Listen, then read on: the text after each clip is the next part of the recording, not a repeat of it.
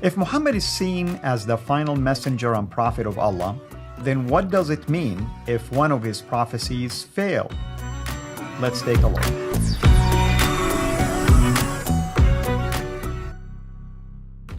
Hello everyone, this is Al Fadi and I want to welcome you to a brand new video series that we will be doing here with our friend Apostate Prophet. Today we are going to focus on the so-called prophecies of Muhammad, or let's call it actually as it is, the failed prophecies of Muhammad. Now, of course, if we are going to take the Islamic description of Muhammad at face value, he is described to us as a prophet, not just a messenger. And to be a prophet, that means you prophesy things in the future.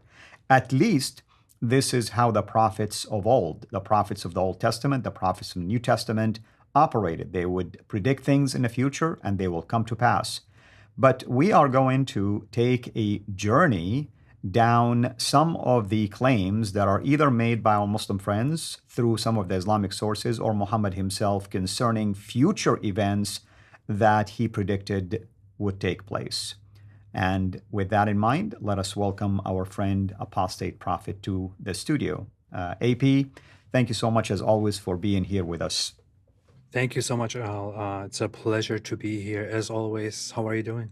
I'm doing fine. I'm doing fine. Thank you, of course, for taking time, out of your busy schedule to invest in very important topics like this. So, indeed, AP, you and I know that growing up Muslims, we believe that Muhammad, not only just a messenger, but he's a prophet, yes, delivered a message to us, but the idea that he even predicted things in the future. And I used to believe in the major signs of the end times and the minor signs of the end times, among many other things that I used to assume that all of it came from Muhammad until I discovered later that has nothing to do with him for the most part.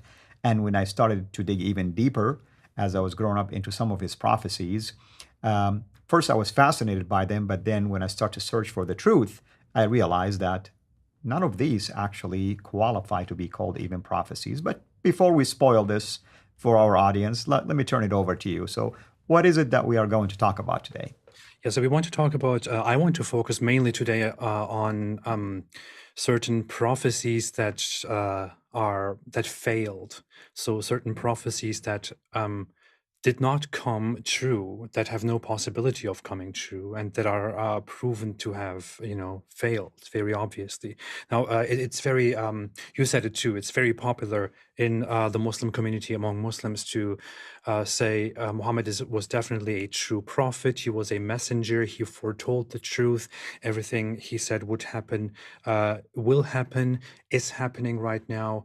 And all of that, and people usually do this thing. They try to, cherry pick certain predictions and try to reinterpret current events or historical events in order to say, look, this is actually that. But people refuse to look at prophecies that are obviously failed and which we can find directly in the Islamic sources. That's what we want to focus on today. And there's one thing to point out. Now, Muhammad is seen as the messenger, the prophet, but also most importantly as the final messenger. So Muslims don't just have to accept that he is a prophet, a messenger. They also have to accept that he's the seal of prophets and the final messenger. And they must accept the teaching that after him, no messenger, no prophet can come. It is impossible.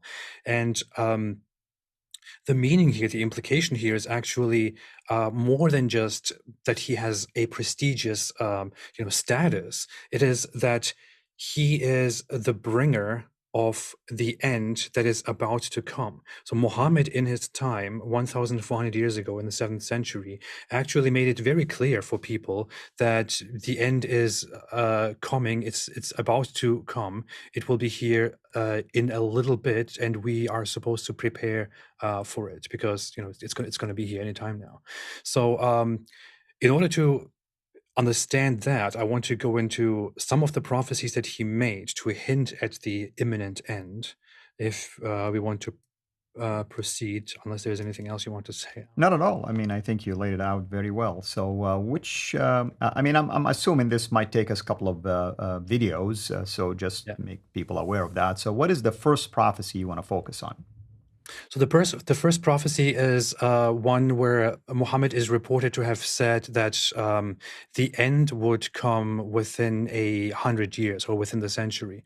So the Quran often says that nobody knows the precise hour except Allah, and its knowledge is with nobody else. So Muslims, when presented with evidence that Muhammad actually made predictions about an imminent end, say, well, that can't be true because nobody actually knew it. So Muhammad himself did not know it. He didn't know the precise time.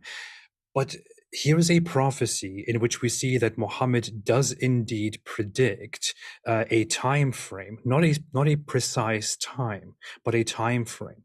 He says in this hadith, which is found in multiple sources in Sahih Bukhari and Sahih Muslim, do you realize the importance of this night? Nobody present on the surface of the earth tonight would be living after the completion of 100 years from this night.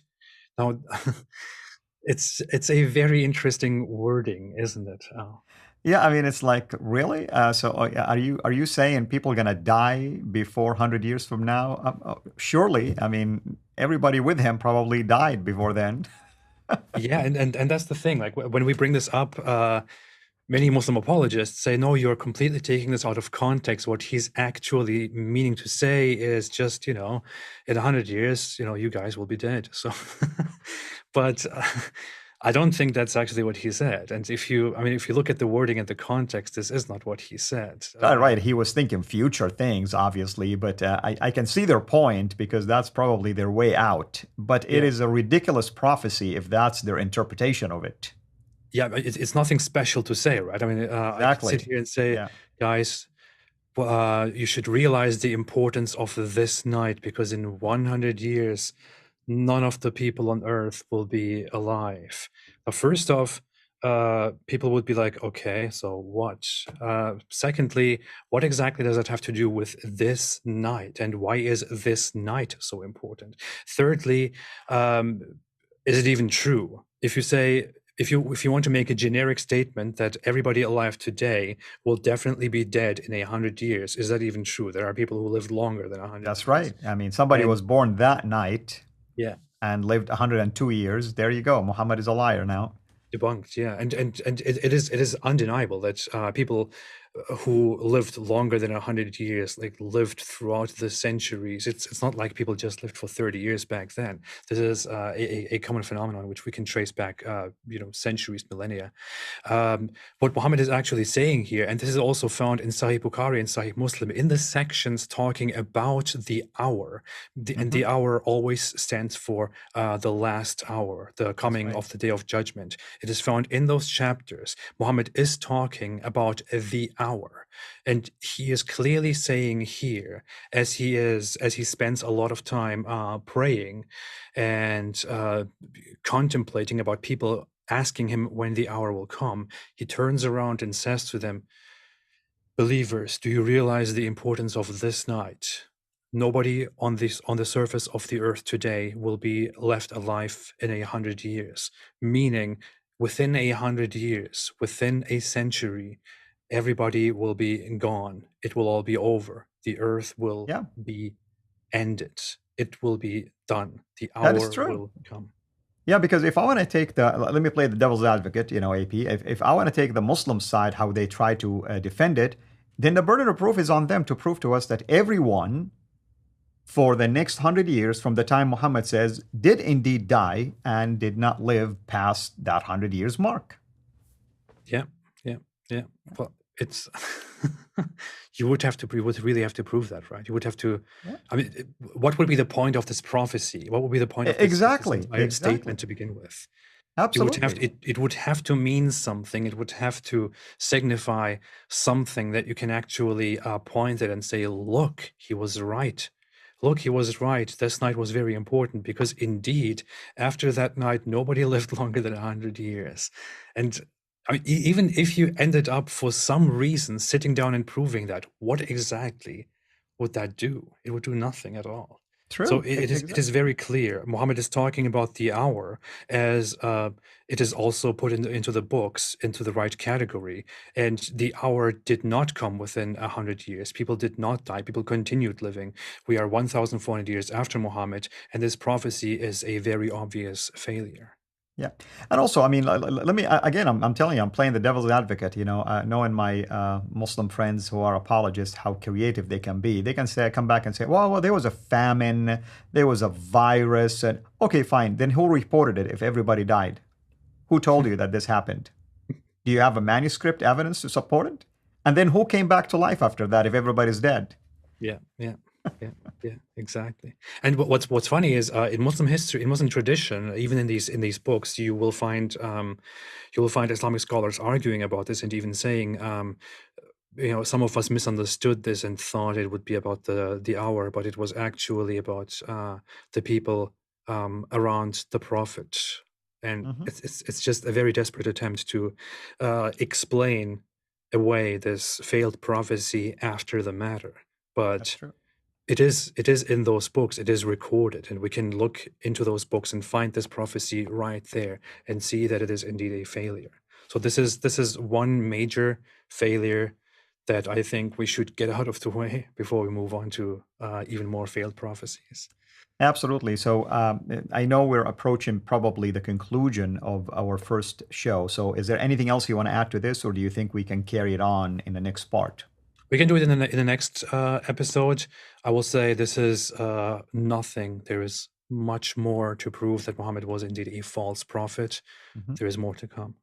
Thank you. And I hope our viewers are catching on now on the theme that we're trying to show you. I mean, this is a statement made by someone, allegedly Muhammad, found in Sahih Bukhari and Muslim, which is really authentic sayings. And yet, if you look at it any way you want, it doesn't make any sense, whether the reason why the statement was made, or if indeed it is speaking about the hour or the end times. Then how can we know for sure that what Muhammad says was indeed accurate? Because we're still here. I'm still here after he said it, 14 centuries later. So there you have it. That's 14 times he's wrong, actually. Not just one time, not just twice, 14 times. And the odds of winning any lottery that way are very minimal, actually. In fact, I would say winning the lottery is much even more accurate than to even pay attention to something like that. So this is why we wanted to highlight things like this, because at the end of the day, really, it doesn't prove anything about Muhammad, the fact that he's a prophet. Rather, it actually exposes more problems about his so-called prophethood and his claims about the end times in this case. Thank you, AP. Thank you, everyone. Until next time, have a blessed day.